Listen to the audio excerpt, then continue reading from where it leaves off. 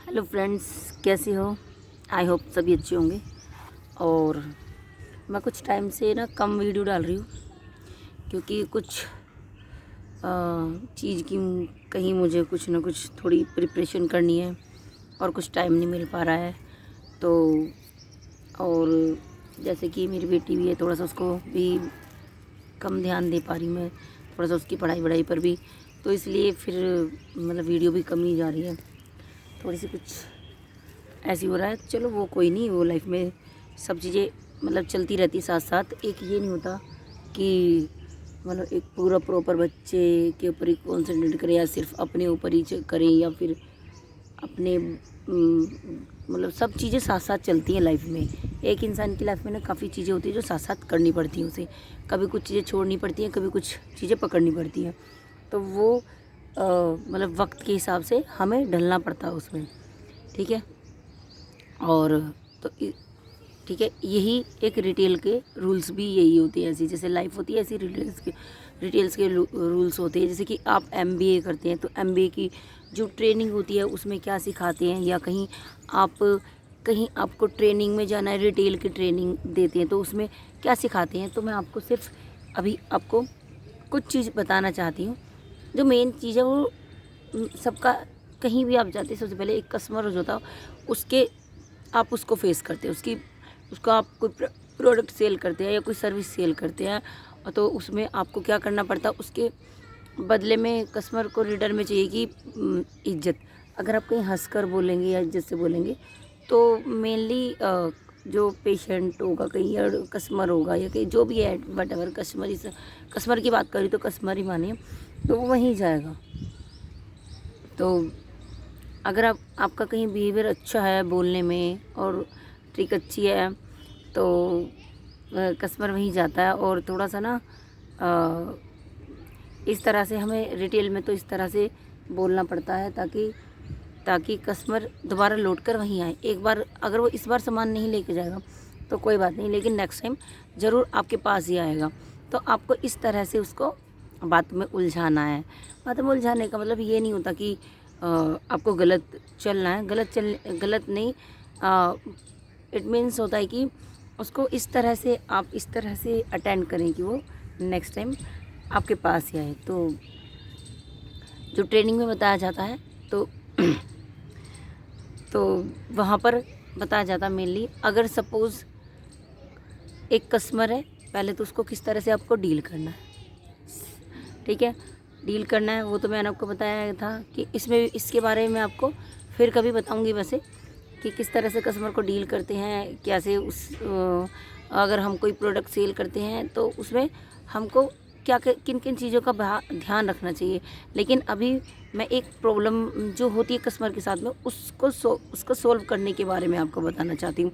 जैसे किसी कस्टमर को कोई चीज़ पसंद नहीं आई या उसको रिटर्न करनी है या उसको कुछ उसमें प्रॉब्लम आ गई, तो अब सपोज़ वो ना यूज्ड है, ठीक है, कोई बात नहीं। लेकिन कई बार ना कस्टमर को हैंडल करना आना चाहिए। कई बार क्या होता है, नीचे झुकना ही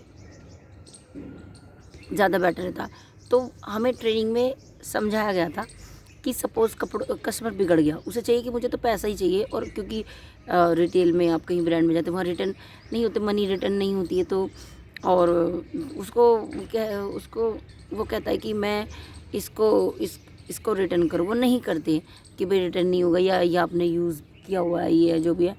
तो लेकिन अगर वो मानता है तो ठीक है, अगर नहीं मानता तो आपको अपने सीनियर तक मतलब आगे आपके अंदर इतना पेशेंस और टैलेंट होना चाहिए कि उसकी प्रॉब्लम को आगे नहीं जाने देना चाहिए, वहीं सॉल्व कर देना चाहिए, ठीक है।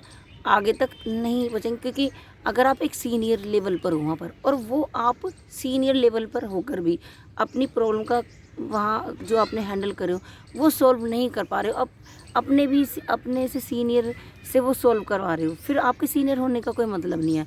तो अगर कस्टमर नहीं मानता, बिगड़ गया है, तो आपको क्या करना है, आपको उस टाइम उसकी प्रॉब्लम का सोल्यूशन, अरे एक बार अगर को वैसे तो होता नहीं है, लेकिन ऐसे करता नहीं है कोई भी। अगर आपको अपनी जेब से भी थोड़ा अगर कुछ छोटा मोटा अमाउंट वो पे करना पड़े, उसके बदले में एक्सचेंज करके उसको रिटर्न भी करना पड़े, वो आप कहीं भी एक्सचेंज भी किसी और प्रोडक्ट में एक्सचेंज मार के वो आप बाद में रख सकते हो। जैसे आपकी सेल होती है कहीं, तो आप उसके बदले में वो एक्सचेंज करके और उसे किसी दूसरे कस्टमर के उसमें प्रोडक्ट में एक्सचेंज मार कर और आप उसका जो है वो उस तरह से प्रॉब्लम को हैंडल कर सकते हो।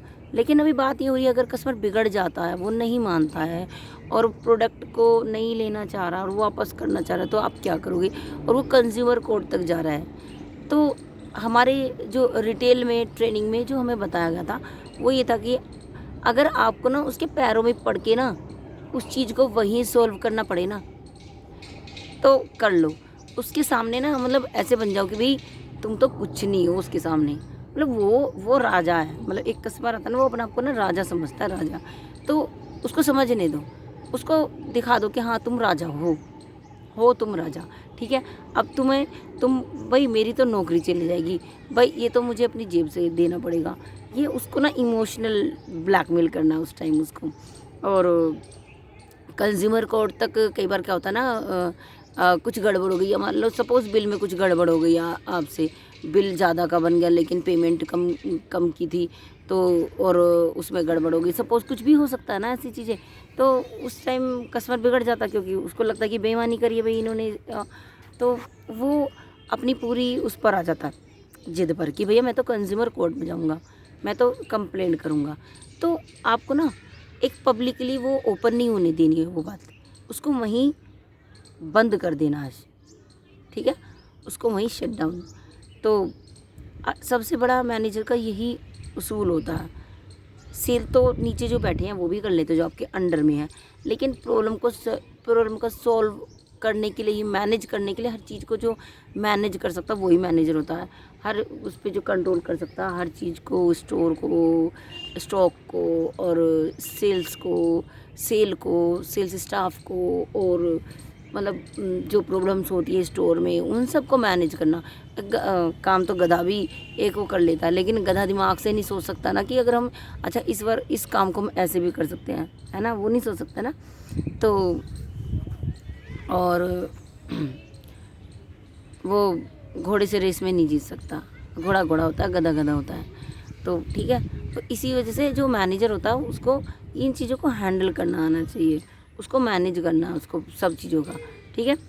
तो उस वक्त उसको उसकी जो चीज़ें हैं ना कस्टमर की, उसको वहीं रोक दो, उसके पैरों में पड़ जाओ, उसको माफ़ी मांग लो, उसे अपनी जॉब का वास्ता दे दो, उसे कुछ भी कर दो। मतलब उसको इस तरह से इमोशनल उसको ब्लैकमेल करना, इमोशनल करना है तो उसको इस तरह से उसको वहीं प्यार से ठंडा करके आपको उसको भेजना है।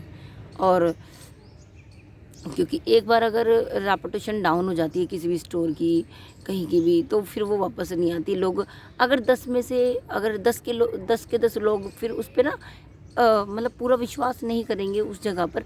एक जो पर्सन होगा, अगर 10 में से 1% तो ज़रूर उस बंदे पर ही विश्वास करेगा जो कंप्लेंट कर रहा है। तो कहीं ना कहीं आपका एक कस्टमर तो गया ना, ठीक है। वो जो एक कस्टमर होगा वो किसी और को बताएगा, ठीक है। इस तरह से उसको रेपुटेशन को हमें बचा कर रखना है, उसको डाउन नहीं होने देना। ओके, तो रिटेल का फंडा याद रखना, ये ट्रेनिंग में समझाया गया। और रिटेल के बारे में अगर आपको कुछ और ज़्यादा जानना है तो मैं बता सकती हूँ, जैसे कि विंटर में स्टॉक कैसे लगाया जाता है, समर में स्टॉक कैसे लगाया जाता है, मैनिक्विन पर डिस्प्ले कैसे किया जाता है, हमें कौन सा पहले सेल आउट करना है, कौन सा करना है, और सेल कैसे करनी है, और भी काफ़ी चीज़ें होती हैं किस तरह से मैनेज करना है। स्टॉक इन स्टॉक आउट में आपको कौन सा स्टॉक, मतलब अगर सेल नहीं हो रहा है तो आपको उसमें क्या करना है। अगर जो फास्ट मूविंग आपको अगर मूव नहीं हो रहा है, सेल नहीं हो रहा है जो प्रोडक्ट, आपको उसको फास्ट मूविंग पे कैसे लाना है, जो स्लो मूविंग है, या फीफो क्या होता है, और फीफो क्या होता है, और आपको ग्रीन डॉट, रेड डॉट, इनका क्या मतलब होता है, कुछ भी अगर आपको जानना होता है, या इनकी शेल्फ़ लाइफ कितनी होती है। और एक चीज़ और मैं बता दूं, अभी आप सब चीज़ों की शेल्फ़ लाइफ होती है, सब चीज़ों की, तो ठीक है, उसके बारे में बाद में बात करूँगी। पहले आज का ये टॉपिक था कि हमें कस्टमर को किस तरह से हैंडल करना चाहिए, रिटेल की ट्रेनिंग में हमें क्या सिखाया जाता है, रिटेल में हमें क्या सिखाया जाता है, और MBA में आपको क्या सिखाया जाता है, फंडा क्या है, कस्टमर को अटेंड करने का, हैंडल कैसे करना चाहिए, कुछ प्रॉब्लम आ जाती है, मैनेजर का क्या काम होता है। ये सिर्फ एक का आता है मेन, बस कस्टमर को रोकना है, अगर प्रॉब्लम हो गई किस तरह से उसको हैंडल करना, इज्जत कैसे बचानी है। ठीक है, तो अगर आपको मेरी वीडियो अच्छी लगी तो please like share and subscribe my channel. और ये मत सोचना कि मैं अभी कभी घर की डाल देती हूँ, कभी ये डाल देती हूँ, कभी वो डाल देती हूँ। तो अभी मुझे कहीं इतना एक ना पर्टिकुलर एक अभी मुझे टाइम नहीं मिलता है, और क्योंकि जो मेरा मकसद है वो कुछ और है। ठीक है, तो इस वजह से ना मैं इस पर ज़्यादा कॉन्सेंट्रेट नहीं करती हूँ। तो अगर मेरा वो चीज़ें मेरी वो पूरी हो जाती हैं और उसके बाद मुझे टाइम मिलता है तो मैं इस पे फिर अच्छे से वीडियो डालूँगी और एडिटिंग वगैरह करके। और अभी मैं ऐसे ही डाल देती हूँ क्योंकि मेरा मानना है सिर्फ लोगों तक, मेरी जितने भी लोगों तक, एक तक, 2 तक, 10 तक, किसी अगर एक बंदे तक भी मेरी नॉलेज पहुँचती है जो मैं बोलती हूँ तो मेरे लिए काफ़ी है, इनफ। बाकी ये मैं अपने शौक़ के लिए ही डालती हूँ। अभी चीज़ें हैं, बहुत हैं, पर अभी मैं नहीं कर पा रही हूँ, तो एक अकेले होने की वजह से।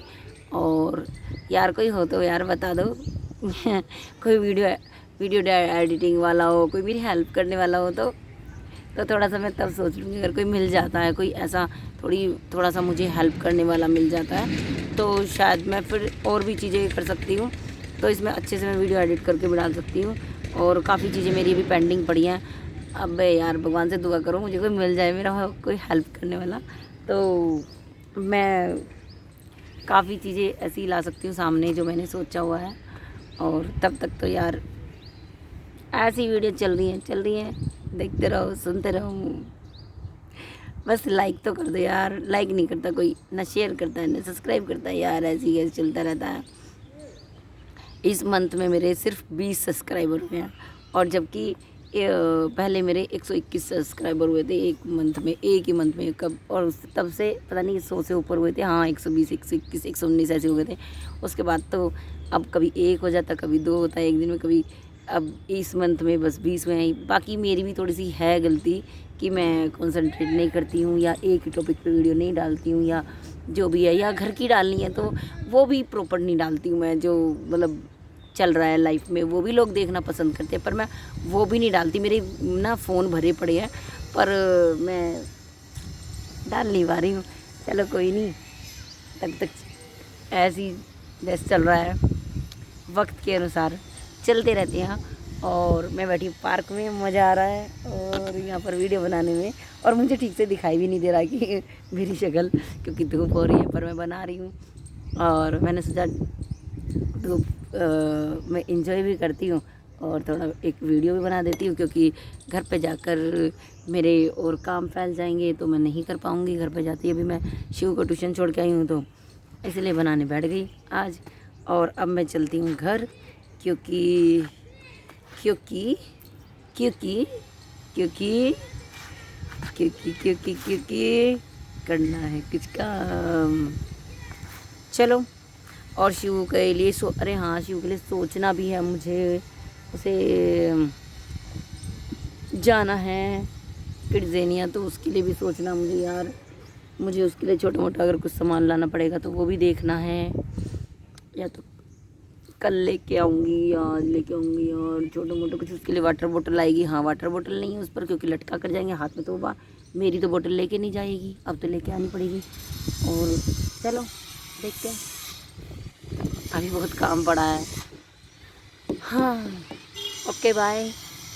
कर दिया करो यार, मेरी वीडियो लाइक तो कर दो यार, लाइक नहीं करते तो डिसलाइक ही कर दो। ये तो लगेगा हाँ कोई मुझसे नफरत करता है। चलो ठीक है, बाय। मतलब एक्टिविटी होनी चाहिए ना, कुछ तो हो, नेगेटिविटी हो जाए कोई बात नहीं, पॉजिटिविटी ना हो, नेगेटिविटी हो, पर एक्टिविटी होती रहनी चाहिए ना। जिंदा है तो एक्टिविटी, जिंदा लोगों में एक्टिविटी होती है, मुर्दों में तो जान ही का होती है। चलो ठीक है, बाय।